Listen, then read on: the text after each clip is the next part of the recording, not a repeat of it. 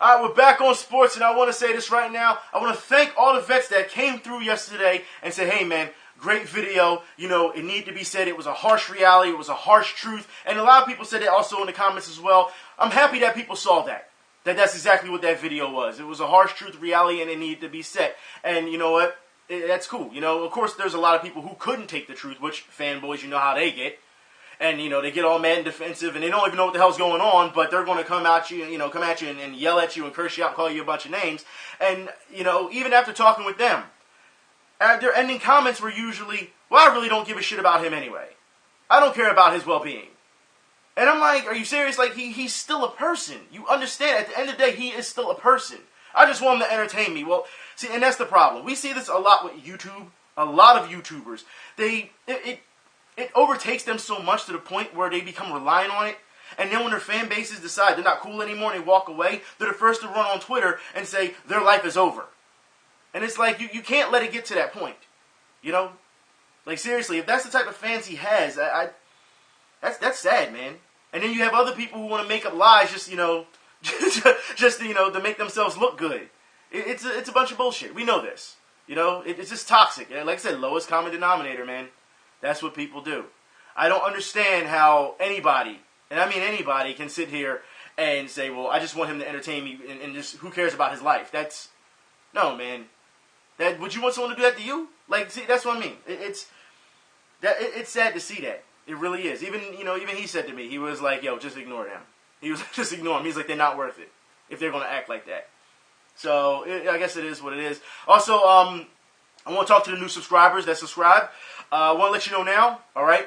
I have never asked for subs. I've never asked for likes. I never will. And I do the opposite. If you don't like what you hear, if you don't like what you see, there's the door. That's simple. I always say that. You can unsub to me. You can unfollow. You do whatever you need to do so you can sleep at night or whatever makes you feel better. Move on if that's how you have to act. I'll tell you like this. We sit around. We talk just like we all do on the couch. You know what I mean? And talk sports. That's what we do.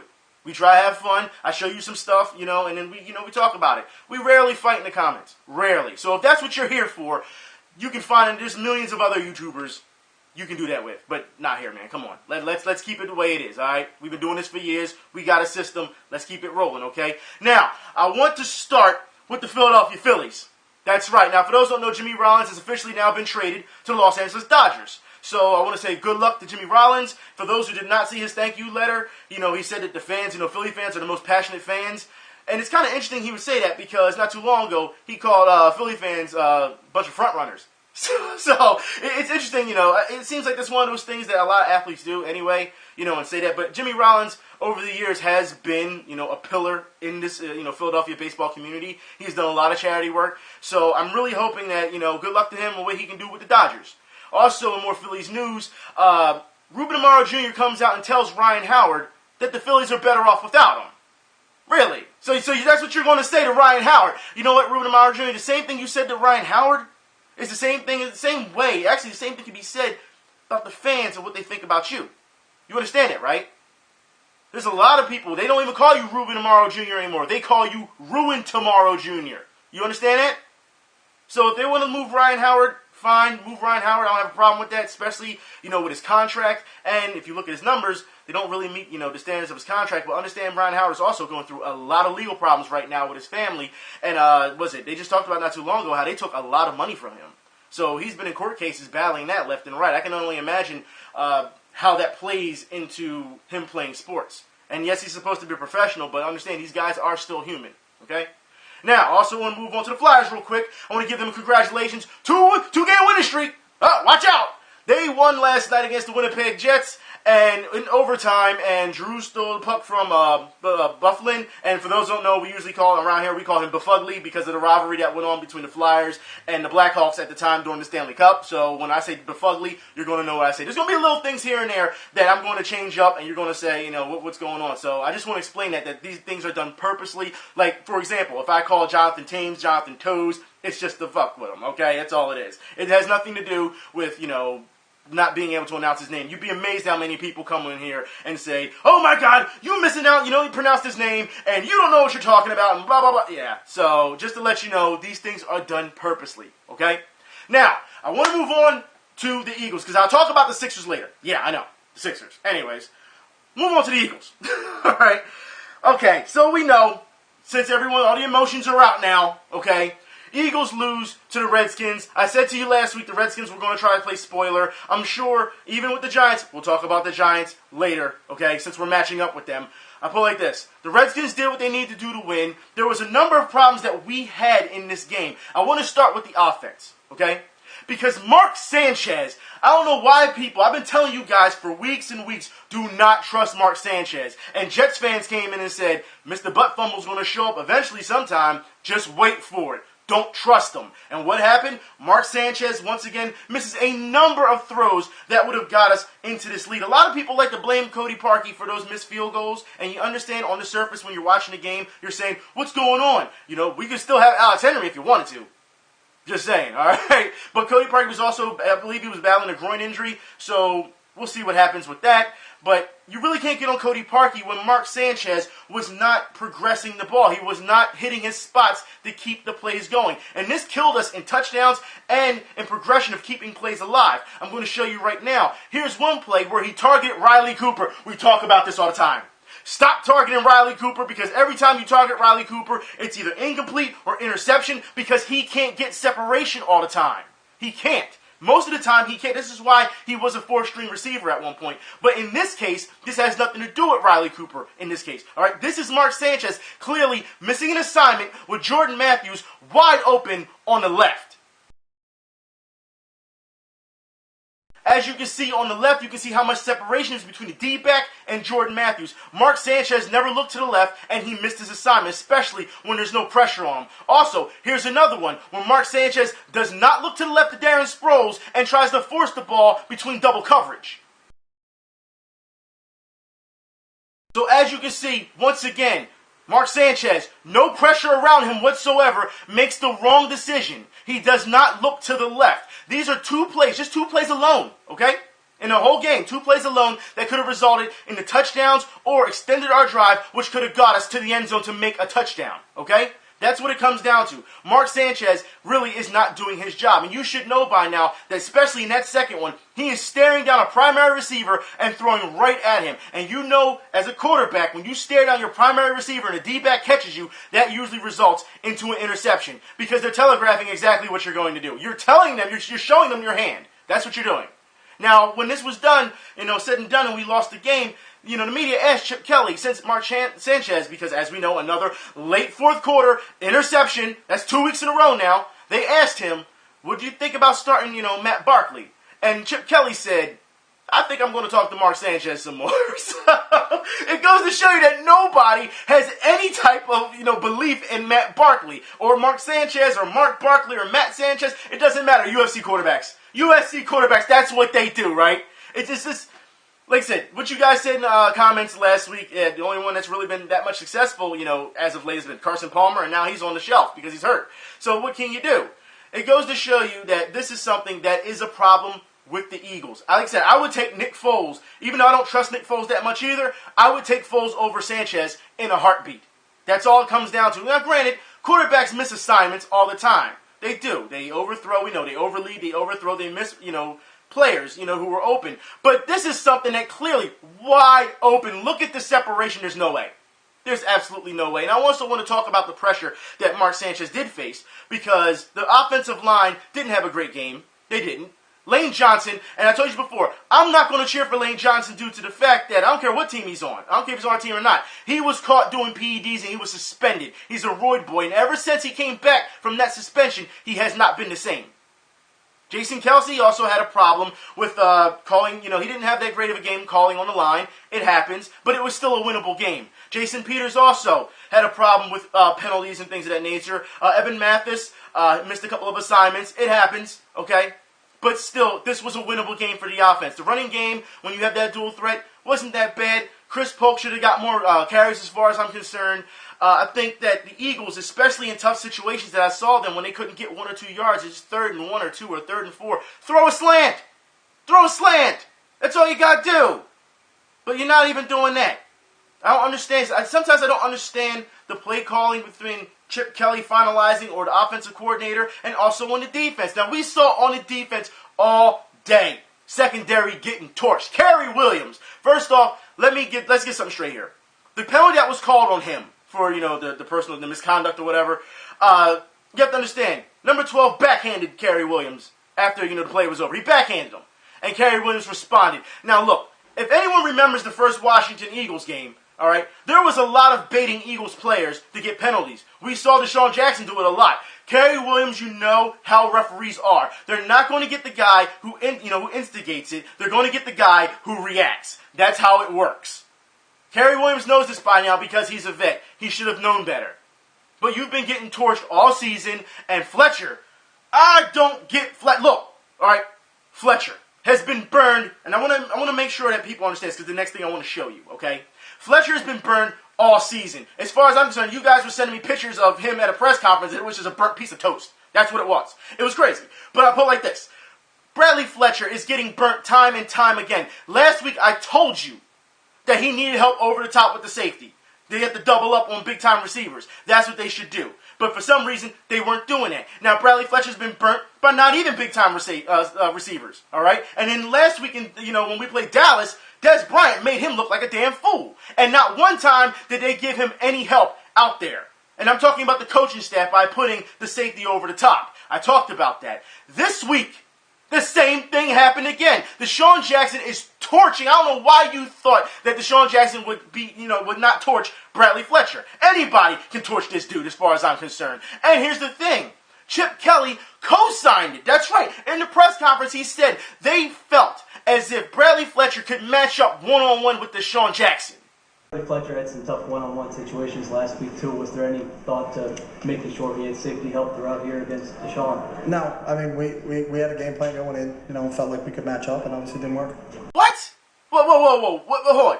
I don't know if that's arrogance or ignorance on Chip Kelly's part. If you thought that Bradley Fletcher could stop one of the best deep route runners in the game, what were you thinking? Seriously. And we didn't see any help for Bradley Fletcher until what? Fourth quarter? Then he wanted to bring the safety over the top and help him. But it's a little too late for that. This has been happening all season to him. So I don't understand why now, when you play against the Redskins, in this late in the season, that now you want to give him some help. That makes no sense. You thought that he could match up. He couldn't match up with Des Bryant. He was housing him all day last week. And then Deshaun Jackson does the same thing. This is absolutely ridiculous that you thought that game plan would work. But yet, for some reason, people thought that was okay because we saw a number of Eagles fans talk about Chip knows what he's doing when it comes to the defense. Billy Davis knows what he's doing when it comes to the defense. I'm sorry, but that secondary, he needed help all day, and you waited till the very last second, and like I said, to the very last quarter to give him help. You do realize that without some of those big catches beforehand, if it happens the first time, okay, because you have faith in your corner, all right, in your D-back or whatever. And it's like, okay, he got burned. This is something that's consistently happening. He got burned in a game that we really need to win. Let's give him some help so that it doesn't happen again. And you let it happen for 3 quarters. That makes no sense. None whatsoever. But apparently that's okay because everyone believes in Billy Davis and Chip Kelly. And like I said, I don't have a problem with Chip Kelly, but things like that, like I said, I'll leave it up to you fans whether it's ignorance or arrogance. And of course, Deshaun Jackson, we all know how he felt when he left Philadelphia. And I said before, even though I'm not a big fan of his, he got a raw deal in that. You can't just start calling him a thug and hanging with gang members and all that. And we saw this play out, especially with Ron Jaworski and ESPN, and it was absolutely atrocious. So of course, when Deshaun Jackson came back the first time when he played against us, he wanted to prove a statement. And what happened? He did nothing. He had a touchdown, he burned Kerry Williams, but the Redskins still lost. And he went on Instagram and tried to brag about it, and everyone said, well, look, you didn't win the game. Why are you bragging? That's what it comes down to. You have to win games. And it seems like that didn't really, register with him at that time. He just wanted to make sure, hey, I'm sticking it to you, Eagles, you know what I mean? Well, this week, he actually had something to say about that. You can tell he's still bitter about being released. So, on my side, just had to go out there and make big plays. He beat him for three touchdowns. Yeah. Did you think maybe they might try something different? Like I said, once again, they play how they play. They don't care. That's the Philadelphia Eagle defense. I've been there a lot of years and witnessed a lot of players, wide receivers, tight ends, get off on some huge game on them. And, I'm just happy to be on this side and be able to, send them home with a loss. Sean, they regret their decision to let you go? I mean, that's a question you have to ask them. As far as my ex-teammates, guys out there in the field. I think a lot of them guys miss me. They tell me that during the game, and still have good relationships with a lot of them guys over there. And they constantly tell me, how much they miss me, and they wish I was still there. But that's a decision they chose to make in the front office. So I'm happy to be here in Washington, and things didn't go the way we wanted them to go this year. But at the end of the day, we got a job to do, which is to finish strong. We're 4-11, and any given moment, everybody could tuck their tails in and quit and give up. But as you've seen tonight, we fought, and we got some special things to try to do to end this season. Maybe get 2 wins and go into the all season with that momentum. So we're just gonna fight, man. Deshaun, having beaten. Nice job, Deshaun. You kicked butt. Of course, the MVP for Washington really was Bradley Fletcher, but nice job, Deshaun. The only problem I have with his comments during that press conference is what he said about the Washington Redskins and not giving up, saying how they could have easily packed it in and things of that nature. First off, you shouldn't be giving up. You get paid millions and millions of dollars to perform, no matter what the score is, no matter what your record is. You don't give up. That's what you get paid to do. And your fans behind you are trying to push you to a point where they want you to succeed. So, of course, you don't want to give up on yourself as a competitor. You don't want to give up because you're getting paid to play. And you don't want to give up because you have this huge fan base who believe in you. So, as far as I'm concerned, when you say things like that, I feel that's wrong. We could have easily gave up. No, you don't give up. You never give up. That's the thing. He still has some growing pains, apparently. He does. And I want to say, congratulations to the Redskins for beating us. They did what they had to do. You know what I mean? You can't take anything away from them. Same thing with the Dallas Cowboys last week. They did what they needed to do. You can't take anything away from them. So Redskins fans, congratulations. You played spoiler. Eagles fans, I know you're upset, especially with that defensive line. Brandon Graham did not perform at the level that Trent Cole should have, that he would have. If you watch the Redskins versus Giants game the week before, you saw that left side, that Trent Cole side, that was all day open for RG3. All day. The Giants had a field day on him from that side. And yet Brandon Graham couldn't get any pressure going there. You notice most of the time when they put Kendricks on his side, Kendricks got something. Or Barwin came through the middle, he got something. Or Fletcher Cox came through the middle, they got something when it came to those schemes. But Brandon Graham still didn't do anything. I can see why a lot of people are starting to not believe in Brandon Graham. That defensive line sorely missed Trent Cole that day. They did, okay? Now, I also want to move on, and I want to talk about the Giants, because I understand, Eagles fans, that you were upset, you were emotional. Some of you said you're even depressed because of what happened. But we have the Giants. You understand? That's another rival. We have the Giants. Even though our season is over, you end it with a win. That's what you do, all right? There's no time anymore for crying and being mopey and being mad and getting upset. There's no time for that. We have the Giants. You know how they are. This is a rivalry game. So no matter what happens, we beat the Giants. That's what we have to do. You got to get some type of, vindication for what happened. You have to. So as far as the players are concerned, I really hope they're taking this game seriously. I don't want to hear last game of the season for us. We'll just phone it in. I don't want to hear that. You play as hard as you can to end this. And you win. That's what you do. We'll have you back. No matter win or lose, we'll have you back. But at least go out there and try. You go out there and try. As long as you don't go out there and get blown out, I'm okay with it. Because the fact is, someone's got to lose. Eli is coming off right now. His best was a QBR. His quarterback rating, best of his career, I believe, this season. So you're going to have to disrupt him a little bit more this year. Odell Beckham, I told you Giants fans before, he was going to be a star. When we did the draft, I told you, he's going to be a star. Thank me later, Giants fans. And now you see what he's become since Victor Cruz is out. I know Giants fans are already clamoring at next year, saying, I can't wait to see what Cruz and Beckham do. So we'll see what happens. But right now, we have to focus on this week. We cannot sit back and argue about the Redskins. Can't. It's time to move on. It's time to beat the Giants. And you should know, this is like Philadelphia versus Philadelphia. Well, I should say Philadelphia, New York. It's more like New York versus New York Junior, because for those who don't know, in Philly, a lot of New Yorkers move from New York to Philadelphia to stay here. They do. A lot of them, especially if you go down to like Port Richmond, West Philly, like a lot of New Yorkers. It was just too expensive to live in New York anymore, so they moved to Philly. So even though this is a big rivalry for us, you still have to understand there's going to be Giants fans walking among us in the city. Okay? Just letting you know that. Now, I do want to move on to other football. I want to talk about the Carolina Panthers. I want to say congratulations for your win. But Cam Newton has called out you fans. That's right. He has said that you acted classless because Johnny Manziel got hurt, and he heard that you booed him. I'm sorry, you didn't boo him. You cheered on the injury. I'll put the link in the info bar where he actually, with the video clip, where he actually says that he's disappointed in you, that you're better than that. So now we have Carolina versus Atlanta clashing for the top at this point. And also I want to say this now, Atlanta fans, Falcons fans, you've been flying under the radar for quite a bit. And I say this even when you were, leading the division. No one really talked about you. I talked about this with Prion also on the stream last week. He talked about, because he's from Atlanta, and he was like, every time the Falcons or any Atlanta team, when they're up top, no one talks about them. They're like ghosts. And I did notice that because when Atlanta was on top of the division for a little bit, no one talked about Atlanta. Everyone was still talking about the Saints and the Panthers. Even I said I thought the Saints were going to win the division. So now that Atlanta has, solidified what they needed to do, now we have Panthers and and Atlanta. That should be a good game. We'll see what happens, but those records, man, those records are still bad. The South just really did bad this year. They did. Also, we have Green Bay and Detroit coming in now. That should be a good thing. I told you guys before, what did I say? I said that's going to be what's going to end up. It's going to be Detroit and Green Bay. Did I not say that? I said that it was going to be a clash. I said that a couple weeks ago, actually. So we'll see that. Seattle beat Arizona. We saw that. And Arizona's already saying, they got the best of us this time, but we'll see them again. And for those who did not see Marshawn Lynch's, was like a 79-yard run, amazing run. Got to give the guy credit. You have to. It's not just the fact that it's not like he just ran up the field, down the sidelines. No, a lot of cutbacks, a lot of stuff. He was just running like a running back should run. It was a beautiful thing to see. It really was. Also, was it the Chargers? They beat the 49ers.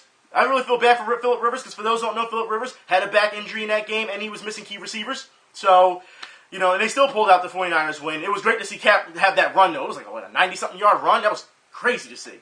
Also, Steelers, of course, Chiefs, we know what happened there. Denver plays Cincinnati tonight, so we'll see what happens with the Bengals and the Broncos. There's so many games. You know what I mean? So many games that what happened. Also, I want to go back to Cleveland real quick. I've seen a lot of Cleveland fans upset with Johnny Manziel's performance yesterday, and last week, actually. They said he really does not look like, he's ready. I've said this in the beginning of the season that he was going to be ready, don't rush him. And now you have some of the Cleveland fans saying to maybe think about keeping Hoyer for a while. And you already know how I felt about that from last week. All right, so anyways, you have a quarterback problem on your hands. You need someone who's going to get you to where you need to go until Manziel is ready, if you're really going to put that much stock in him. I'm just saying. Also, Cowboys beat the Colts. No, I'm sorry. The Cowboys didn't beat the Colts. The Cowboys destroyed the Colts. So, congratulations to the Cowboys. I said last week that their destiny was in their hands. We'll see what happens. I mean, the Cowboys haven't been past the playoffs since they played against Brett Favre. So, and that was when he played with Minnesota. So, we'll see what happens with the Cowboys, all right? I really still think, though, the Patriots are going to be a problem in the playoffs. Green Bay is going to be a problem. Seattle. I mean, it depends on how these guys match up. We will see how everything, how the brackets are set up and everything. And, sad to see. Bears fans, you had a chance to beat the Lions, and, yeah, we know what happened there. I see a lot of Bears fans crying a lot of foul that the Lions played dirty with them. I see that a lot. The only thing I keep seeing on ESPN, they keep showing, is that hit on Jimmy Clausen when he's going for the quarterback slide, and they went helmet to helmet, and he got up and got pissed and started jawing at people. But yeah, Bears fans are quite upset. The Lions saying that they played dirty. So yeah, I believe that's it for the NFL for now. I mean, I put it like this: it's going to be a sad day when the season ends. That's why I'm really looking forward to playoffs. No matter who's in it, doesn't matter, because y'all know how this goes. Every time football ends, as soon as the Super Bowl is over, like a week later, we're like, damn, I wish football was back. Then baseball season rolls around. Basketball, hockey season's already in. Baseball season rolls around, and everyone's like, I wish football was back, man. And then by the time preseason comes back, everyone's like, yes, football is back. Like, that's how we are. You know what I mean? We're even like that during the drafts. So it's like, football is it's such a great thing to see. And it's going to be sad when the season is over. I know I see people already complaining about the Super Bowl halftime show. I don't even want to talk about it yet. We'll get to that road when it comes, all right? But I want to move on, and I want to talk about boxing. Oh, my God. Russell Jr. versus Martin. I got to talk about this. All right? For those who did not see the boxing match, Russell Jr. versus Martin. These guys are 126 pounds, okay? They rehydrated back up to about 128 pounds, 130 pounds tops, okay? I have never in my life, and I'm talking about the guy who fought Martin, never in my life seen a slow 126-pounder. Never in my life. This guy is fighting to a point where he is flat-footed, he is afraid to throw punches, and he just didn't know what to do. This guy is teeing off on him so much. Martin landed 61 punches total. 61 punches throughout the entire fight. Let's look at the punch stats.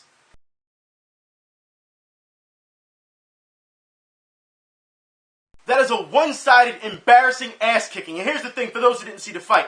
His corner, every time a round would end, all right? Because this guy, Russell Jr., he was playing with him. Even the announcer's like, yo, he's playing with him at this point. And I put it like this, he should have just finished him off. It was embarrassing. It was embarrassing to watch as a boxer. It was embarrassing to watch a guy who's 126 pounds, not fast. And his corner's telling him, because when the guy started landing punches, because at a distance, this guy couldn't mess with him. He couldn't. So when you cannot win a fight at a distance, what do? You step in and you start wearing on that guy's body who is relying on his legs to keep dancing. That's what you do, okay? At that point, you're going to take punishment and give punishment at the same time, because you're already taking punishment throughout these entire rounds, so you might as well go and get yours in. That's what's going to happen. But his corner is telling him, don't get too confident in your punching. Don't get too confident. What do you mean don't get too confident? You're telling your fighter to be conservative while he's getting punched in the face round after round after round. I have never heard a corner say, don't be confident in your punching. It's one thing if you say, don't get cocky because you might get caught. But don't get confident in your punching is absolutely ridiculous. Don't sit here and tell me you're going to tell your fighter who's getting punched in the face that. That is a horrible, horrible corner for something to say like that. That's ridiculous. And the fact is, that's what held him back. 61 punches total. Total. That is sad. Also, Stevenson fought, for those who don't know, Adonis Stevenson fought, and you know what? It wasn't even worth a fight. The guy's standing on his back foot the entire time, waiting on his back foot. He's fighting like this. The entire time, waiting for him to come in. He's trying to throw the straight, and it's not working because he's not fast enough. Stevenson knocks this guy down multiple times, which also ends in knocking him out. They're talking about how he's going to have to face Kovalev, and I will put it like this. If he fights Kovalev, because for those who know, Stevenson ducked B-Hop, and he ducked Kovalev already to keep his title. Now, if this comes down to what I think it's going to, I think right now, without seeing their training sessions for those weeks coming up, that training, I think Kovalev can win this fight. Why? Because he knows how to set traps. He knows, if anyone saw that fight between him and B-Hop, all right, he had to keep making Bernard Hopkins, who is known for baiting and trapping fighters, he kept constantly making him reset. Every time he had to reset. You also saw the same thing with Keith Thurman last week when he fought that guy. And everyone's like, oh, well, he's almost 40 years old. Keith Thurman should knock him out. And what did he say? He kept, he came at me with awkward style, which I had to keep resetting. By the time I got reset, he had already, got off. He had got off first with the punches. And that's what kept him in the fight. He said he should have been more aggressive. This is the same thing. Kovalev also has dangerous knockout power, like Stevenson. If Stevenson thinks that Kovalev can't be more versatile and set traps and disrupt his rhythm like he did with B-Hop, who is known for this, there's going to be a problem. Like I said, this is how I see things right now on the surface until I see their training regimens and their boxing and things of that nature. Yeah, it's like I said, those weeks leading up to it, they show you that type of stuff. So I'll be keeping an eye on that to see if this really goes down next year. Also, I want to talk about Machida versus CB Dolloway, UFC. This was quite a quick fight. Very quick. And when I mean quick, I mean Machida threw one leg kick, and then he threw one kick to the ribs, which paralyzed CB Dolloway, and the fight was over. Now, for anyone who has saw Machida, Lyoto Machida is known for this. For anyone who knows his training regimens have seen this, his kicks are so dangerous. This is why all his opponents have stayed back. You have to understand, since he has dropped down in weight now, that he is a lot faster than when he used to be. He is a dangerous person right now. He is ranked number 4 for, in the title. You see, I think they're going to try and give him another shot eventually with Weidman before he decides to retire. I think that's what's going to end up happening. Lyoto Machida, I understand a lot of people do not like the way he fights. You say he stalls and things of that nature. But ever since he has dropped down in weight, he has actually pushed the pace. He has. You have to watch out for Lyoto Machida. Those kicks are something that, like I said, there's plenty of videos on YouTube that show just how dangerous his kicks are. And just how much power and how much speed they have. Because they register him as he's doing it. It's crazy. So with CB Dolloway, he just made a mistake. He made a big mistake, a rookie mistake, I would even say. Because you should know by now exactly what Machida brings to the table. But CB Dolloway is, like I said, we've watched this guy since the Ultimate Fighter. So we know exactly what he's for. We know what he can do. The guy is a legit fighter. He just had a bad day. He made a bad decision, had a bad day. That's all it was. And speaking of bad days and bad decisions, I want to start off. That's right, we're going to move on. I want to start off with the Griffin Force Flop of the Week. And it goes to College basketball. Once again, they're treating the young guys and starting to groom them, learning how to flop and cheer for it. And now they're just, I tell you what, that's not a great acting job. And now they're just, I tell you what, that's not a great acting job. But, I should say that because he...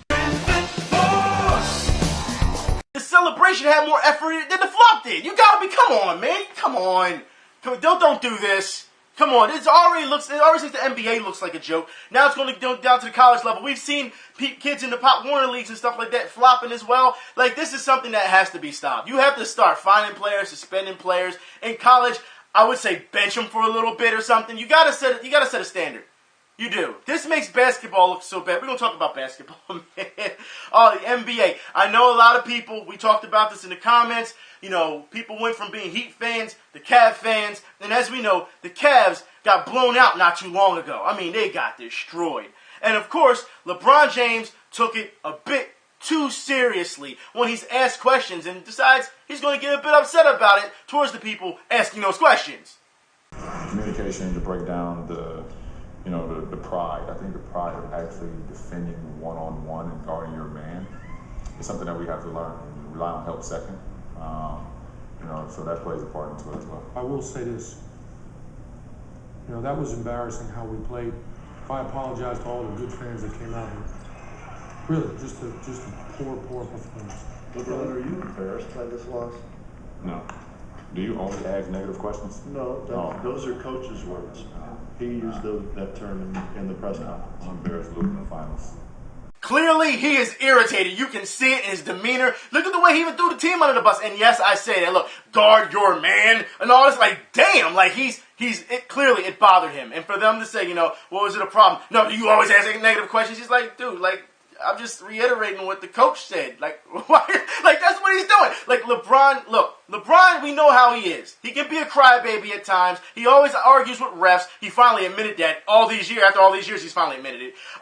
We know that anything that he asks for, he gets. We've seen this time and time again. Matter of fact, when the whole thing happened with I Can't Breathe, LeBron was like, I want one of those shirts. And what happened? LeBron got one.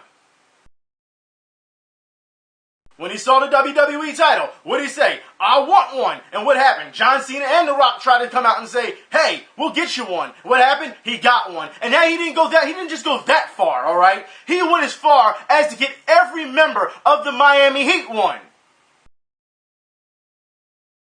And when the Miami Heat were eliminated after that, LeBron went back to the Cavs.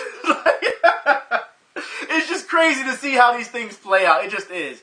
Also, I want to talk about the Christmas game. We know that the Heat and the Cavs will be playing on Christmas Day. There's going to be a number of games. Should be good. I know a lot of people I've seen today have complained about Russell Westbrook not passing the ball. We know he's a shoot first, ask questions last. We know this. And he said he's a point guard. No. He's a point/shooting guard. He really is a shooting guard. You put him in the 2 spot in any other team, he's going to do that. He's going to excel. He's going to do it every time. We know this. I understand that Kevin Durant is the guy. We know this. But Russell Westbrook he's like a rocket. He just keeps going. We know how this goes. Also, there's trade talks about Lance Stevenson leaving the Hornets. I don't know if that's going to happen since they just gave him the contract. He just got to the Hornets, but he's on the bargaining table, on the trade table. After him slapping himself and flopping, who won him? Seriously, he's a good defender. We saw that last year. He's a good defender. But when you pull those type of antics, man, it's just, I'm done. Sixers. I need to talk about the Sixers to end this video. Sixers. For those who don't know, the Sixers finally got their 3rd win. That's right, 3rd win of the season. Congratulations for still being mediocre. And the media now is saying, this is a great thing. What people don't understand is that the Sixers, they're racking up a number of draft picks and in an amazing rate. Yeah, good spin on losing, isn't it? That's what it is. It's a good spin on losing. Look, no matter how you see it, the Sixers are not going to do anything this year. They're not even competitive. They're not. They average losing 15 to 20 points per game. That's not competitive. That's blowout. That's a blowout. Like, you lose by 10 points, it's like, all right, you lost by 10 points. 15, 20 points a game, and we've seen it happen even more. That's a blowout. That shouldn't become the norm. The fans of Philadelphia deserve better. It is sad, especially for a team that has such history with it. Moses, Doc, Cheeks, Barkley, you know what I mean? Like, it's such a lineage. Clarence Witherspoon, Dana Barros, Allen Iverson. Like, the list just goes on. You know what I mean? It just does. And it's like, it's just sad to see it. It really is. But this is what the Sixers organization wants to do. Like I said, the Sixers organization are also now giving out holiday packs. They're trying to get you to buy tickets and everything. It's like, dude, the way these teams are playing, look, if you just want to go out with a night with your kids or your girl or something like that, I get it. You know what I mean? But you got to come down on those prices. I've been saying this for how long? Come down the price on the merchandise. You can't have your merchandise and your tickets be sky high and you losing games. That's not how it works. You got to win first before you can start charging that. Look at the Phillies. When the Phillies won the World Series, what happened? Ticket prices went up because the attendance went up. That's what happens. You got to win first before you charge out the ass. You can't do that. That's why no one's showing up to the games. Hell, if I show up to the game these days, you know what's going to happen? I'm there to see the damn dance squad. I'm not even there to see the Sixers at this point. It's sad. Like I said, you can find people on the street. You can find a bunch of ballers on the street, and they'll beat the Sixers. I don't understand how people got mad in Philly when Phoenix said Kentucky can beat the Sixers. What I say in video, yeah, Kentucky can beat the Sixers because they got chemistry and teamwork. The Sixers are just a bunch of random guys just shooting the ball. That's what they do. It's ridiculous, man. Anyways, I'm done. Hopefully you liked the video. I'm done for the day. I'll talk to y'all later. Like I said, we'll get it in the comments and we'll talk about sports. Y'all have fun. Y'all be safe. I'm out.